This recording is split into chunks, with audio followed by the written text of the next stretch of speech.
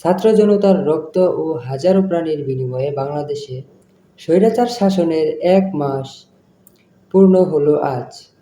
গত ৫ আগস্ট শেখ হাসিনা প্রধানমন্ত্রীর পদ থেকে পদত্যাগ করে ভারত পালিয়ে যাওয়ার পর এবার সাবেক প্রধানমন্ত্রী শেখ হাসিনা ও ভারতকে এক হাত নিয়েছেন বাংলাদেশের অন্তর্বর্তীকালীন প্রধান উপদেষ্টা ডক্টর মোহাম্মদ ইউনূস।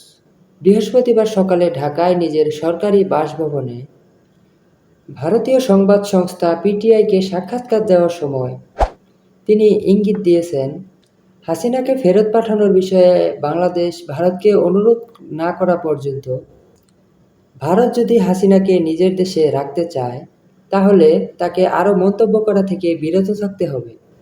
অধ্যাপক ডক্টর মোহাম্মদ ইউনূস পিটিআইকে বলেন, ভারতের সাথে বাংলাদেশের শক্তিশালী সম্পর্ককে বাংলাদেশ সম্মান করে।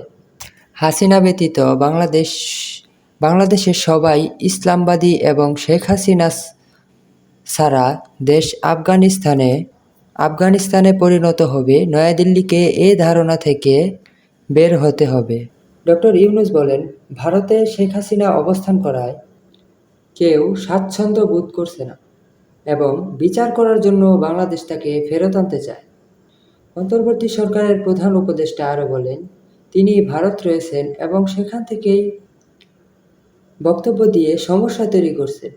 তিনি চুপ থাকলে মানুষ তাকে ভুলে যেত, কিন্তু তিনি ভারতে বসে কথা বলছেন এবং দিক নির্দেশনা দিচ্ছেন। এটা কারো পছন্দ নয় বলে জানান ডক্টর মোহাম্মদ ইউনূস। অন্তর্বর্তী সরকারের প্রধান উপদেষ্টা মূলত গত ১৩ আগস্ট হাসিনার দেওয়া বিবৃতির কথা বোঝাতে চেয়েছে। সেই বিবৃতিতে বাংলাদেশের সন্ত্রাসী কর্মকাণ্ড, হত্যা ও ভাঙচুরের সাথে জড়িতদের তদন্ত, চিহ্নিত ও শাস্তির আওতায় আনার দাবি জানান হাসিনা। ডক্টর ইউনূস বলেন, বাংলাদেশ তাকে ফেরত আনবে, কারণ এটাই জনগণের চাওয়া। তাকে ফিরিয়ে আনা না হলে বাংলাদেশের মানুষ শান্তিতে থাকবে না।